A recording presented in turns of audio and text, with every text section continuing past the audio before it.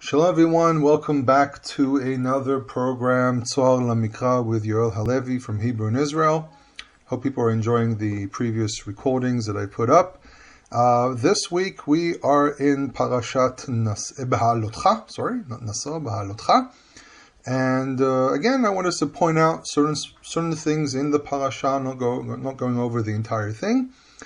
And first of all, a very interesting phenomenon that we have in this week's reading happens to be at the last two verses of chapter 10, which is a segment used in Jewish liturgy, which is verses 35 and 36. It says, Vayhi bin so'a ha'aron vayomer Moshe, Kuma Adonai ve'afutzo ovecha ve'yanusu mesan'echa mipanecha. And then it says in verse 36, Uvenucho yomar shuva Adonai revot alfei Israel. Now, the context of this verse is when the ark travels, it says, and when the ark traveled, Moses would say, Arise, Lord, and your enemies will disperse and will flee before you. And all your enemies will flee before you. And it uses the word oivecha and mesanecha, which are synonymous parallels for the concept of enemies and people who hate you, which is usually considered to be an enemy. So a soneh is not just someone who hates, it's usually translated as someone who is an enemy.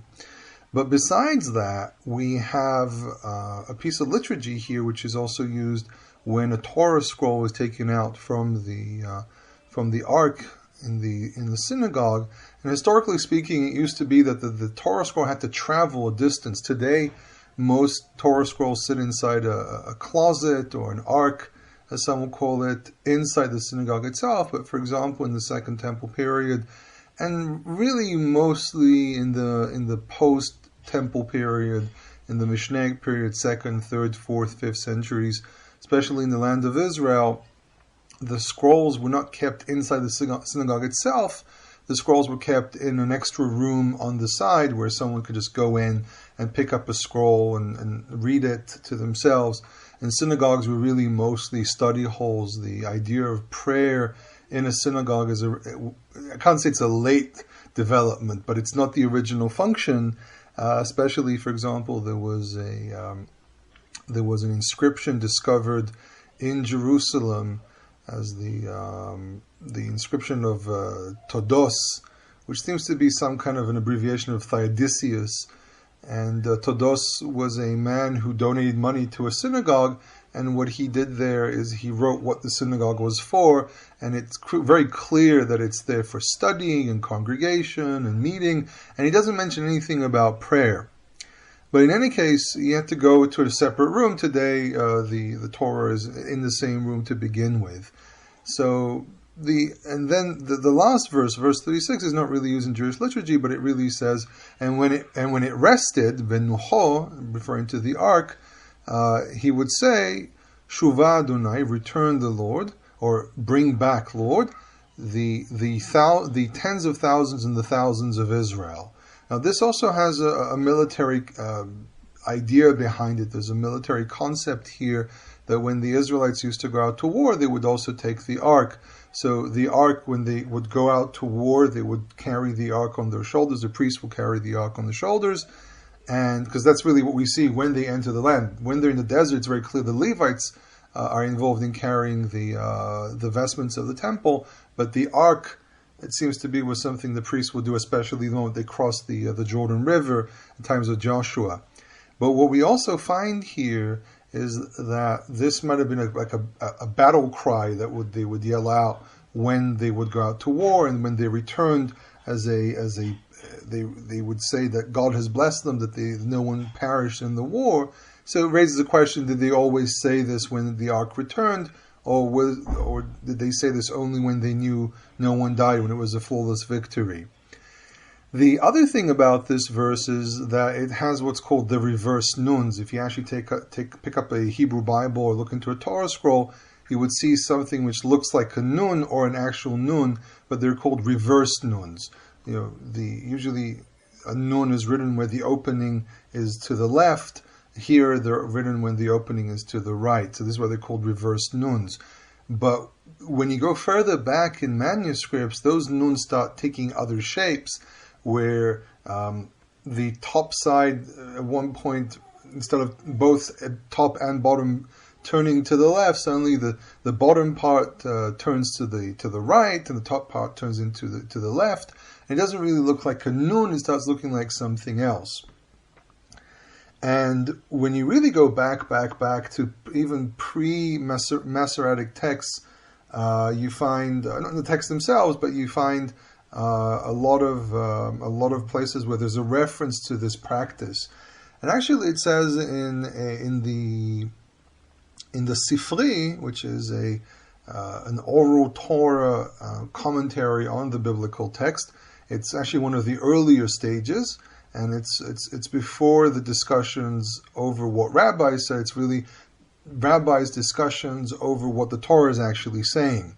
So there's the Mechilta, which is on the book of Exodus, the Sifra, which is on the book of Leviticus, and then you have the Sifri, which is should be on Numbers and Deuteronomy.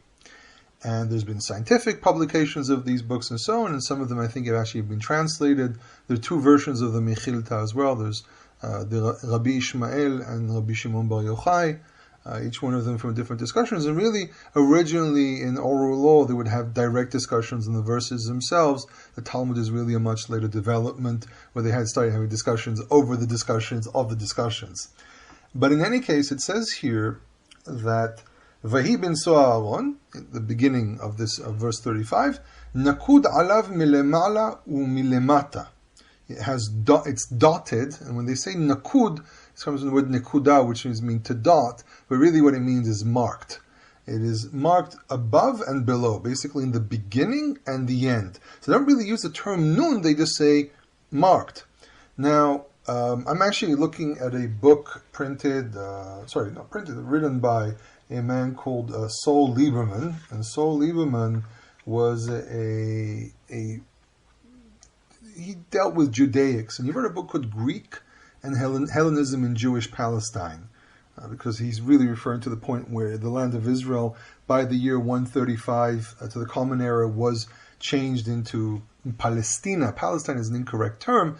It was called Palestina, and it was actually a name given deliberately to scorn Jews because of the idea that the Philistines were the sea people, and the sea people, some of them at least, came from the Durian culture, which is pre-Greek, pre-Ionian, and they what it seems to be is that these groups were seen by the Romans as the arch enemies of Israel in Davidic times, and this is why they chose this name. But in any case, what he actually comes up with is he researched a lot of influences of the culture of the time, and everyone lives in their culture. I mean, there's nothing you can do about it. Everyone lives in a culture. You take the Bible, and you can also see how it's set in the ancient Near East, and you take Jewish culture, and you also see how it's influenced by the different cultures of the time. If it is Greek or Hellenism, how it influenced the way people did things. If you take, for example, Judaism today, how it's modernized into some liberal thinking and so on.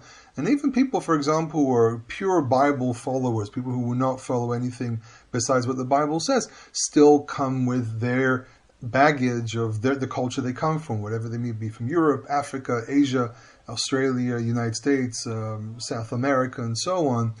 Everyone comes with their own baggage, and that baggage that they have, which is their cultural baggage, not baggage in a negative sense, but what they come with, their cultural baggage does affect the way they understand something.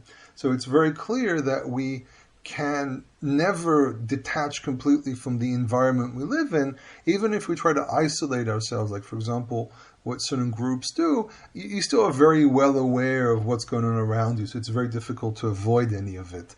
But in any case, what he came up with and what he discovered is that some of the practices of marking a text, if it's dots above a text, like, for example, in Deuteronomy, I think it's Deuteronomy 29, verse 28, if I remember correctly, it might be 28, 20, and verse 29. I can't remember exactly which one it is. Actually, if we're already on the topic, I'll just check it very, very quickly. So if you go to Deuteronomy, I think it should be, it should be 29, verse 28. You will see that the words lanu vanenu, and then the ayin, basically the middle of verse 28, there's dots on top. So these dots actually, I personally found these dots in First Temple period marking of text, which is a way of marking this is not supposed to be in the text, and there's actually I think there's a Mishnah or maybe a Braita, which is an external from the word bar, which is external, Braita, which is an external Mishnah, that states that Ezra the scribe, there are some places he put dots because he wasn't too sure if it's supposed to be there or not. So they were already even by that time they already had some questions about the Torah text.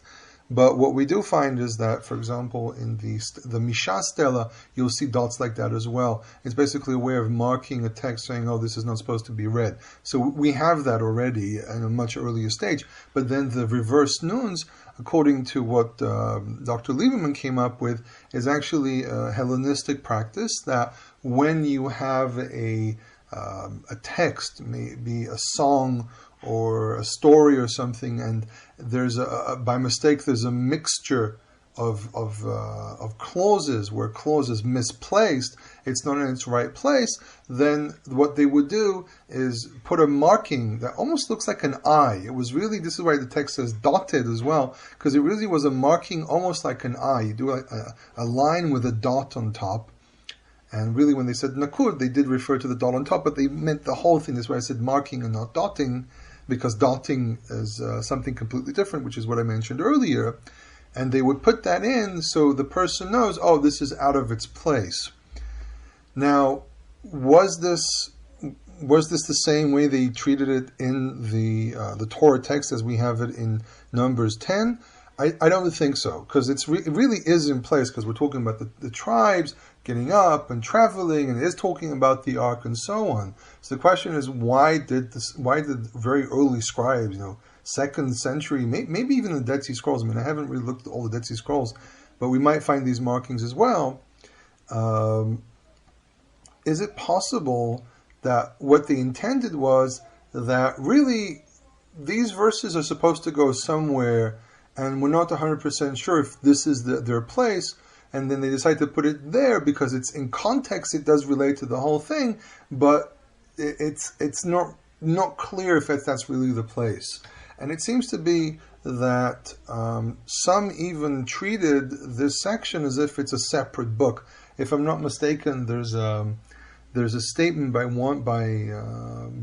Rebbe, I think.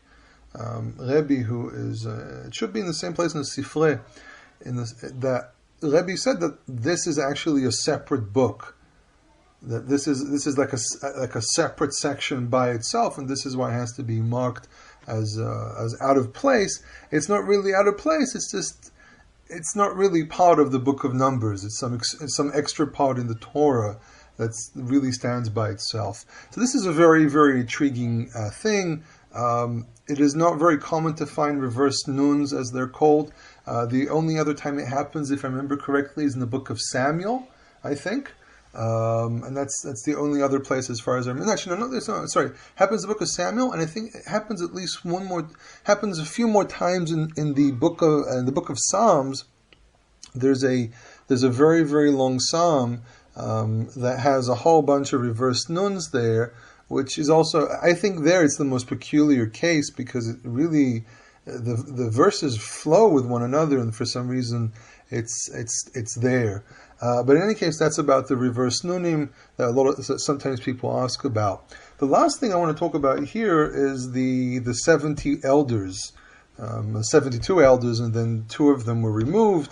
And it actually states here a little bit about how they did things. For example, it mentions that the Eldad and Medad had the spirit come upon them, and there's a whole thing about it's the spirit of prophecy of Moses, and all the prophets after Moses really are a continuation of Moses. The same way, for example, Elisha was a continuation of Elijah, or Elisha and Eliyahu. and Elisha became a prophet through the spirit that came upon Eliyahu. And some people just mentioning this, there's a question of how much of the spirit did Elisha actually get, and he uses the word kiflaim. And some translations say that it's half, like folding something in half, so he only received half of the power of Eliyahu. But kiflaim can also be seen as the word kefil, which means twice. So I've actually heard from different people that I know that there are different versions of translation of what that verse in the book of Kings actually says. But regarding the 70 elders, first of all, there are two versions of how these 70 elders came to be, because there's the version in Exodus that says that Jethro recommended taking members from each tribe, representatives from each tribe, to help Moses. And then we have another version here that says, God told him to take 70 elders. And then we have in Deuteronomy, and if I remember correctly, is another version that says that the people suggested or something, that they will have people leading them. And really, it raises a question of, how can it be that we have these different versions? And the answer is very, very simple. We need to understand that these sections of the Torah we call the historical memory. There's the Torah as the laws, and then there's the historical memory that's passed down in the books. And there's the known debate about what exactly is the Torah that Moses received from God, and is it exactly the same text that we have today, and is every single letter that we have in our hands exactly as Moses ascribed it, and so on. But when you come to places like this, it really raises a question, and it's a well-known debate in the academic world. But I think the answer is very, very simple. That notice that each one of them describes really a different situation, and that it could be that they elected 70 elders during the times of Jethro. But again, we need to understand that the story of Jethro is not necessarily in the place it should be. I've mentioned this in the past in other places, that it could be that what we're actually looking at is a separation of the same story into three different places from three different perspectives. That Moses was giving judgment to the people. Jethro saw this, and it doesn't state in the verses there when Jethro actually met Moses. Was it before Mount Sinai, after Mount Sinai, way after Mount Sinai? It's not very clear. It seems to be that chapter 19 in Exodus is kind of also, again, like the verses here in Numbers 10, they're kind of out of place. That we're throwing in a piece of information here, but this is not necessarily in its rightful place. And therefore, if I take that story from Exodus, and I take the story we have here in Numbers, and I then look what happened in Deuteronomy, we're probably looking at the same story from different perspectives. Jethro saw the difficulty that Moses had with the people, having to rule them and give judgment over different situations. Then Moses received permission from God, as Jethro suggested, that if God sanctions it, then we can consider this choosing of these men as legitimate. But we're now seeing it from the perspective of probably what really triggered the will of God to allow people to help Moses inside the story. And then from what we have in Deuteronomy is already a discussion there from another perspective, where the people realize they need a few more leaders. So I think we're really looking at the story from just three different perspectives and not necessarily looking at three separate stories. Again, it's a rationalization that I'm doing. Some people might find weaknesses in it, and I will understand that. Really, this specific parasha of Beha'alotekhah is a collection, or the beginning of the collection, of all the difficulties that happened in the desert, and all the arguments and so on. And we need to understand, if you look close to all these arguments, most of these arguments are arguments of leadership, of control, who's in power, who's leading whom, and so on, which is something that I think this is an argument that exists to this very day. Everyone's arguing who has the power to lead, who has the authority to lead, and so on. And really, at the end of the day, what we're left with is that there are no actual people who can prove that they're actual prophets. People who might have visions or whatever it might be, or dreams, can argue that they're prophets, but again, are they really prophets? Is there really a way of proving it? But still, what we do find, and this is, I think, one of the reasons why it's positioned here as well, is we talk about a lot about the Levites and the priests in the previous book, and also in the beginning of this parasha.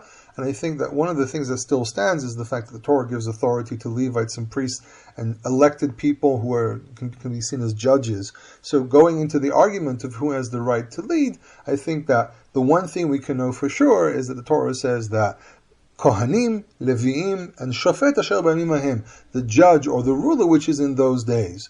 So today, I think that though people think that, because they can read the Torah and so on, they have the authority, I think that people like that should realize that that they can have authority if they're accepted by the community. You can't just march and say, I know the truth and therefore I am going to tell everyone what they can do. I think that's a very, very unhealthy approach, and I think that kind of approach is some of the damage that we see here in the Book of Numbers. So I think the Book of Numbers is also a book that teaches us a moral point here, is that it's important to remember that if you're going to be a leader, you have to be a leader that's accepted by society, and not just a leader to yourself and wanting to say that you govern everyone that surrounds you. In any case, very, very difficult topic. I understand that this might make some people cringe. I've unfortunately have had my share of debates with people about what is leadership and so on. And this is a well-known, documented fight that we find also from the Hasmonean period. What happened with the Kohen Tzedek, who seems to be the man who established the Essene movement, who has power, who has control. And it's a very, very sad and difficult thing to speak about, but it's just the reality that we live in. So ending this recording with a prayer that we see priests back, Kohanim back at their place, at their work, and Leviim back at their positions, and judges in their rightful places, with prophets leading the people with the will of God.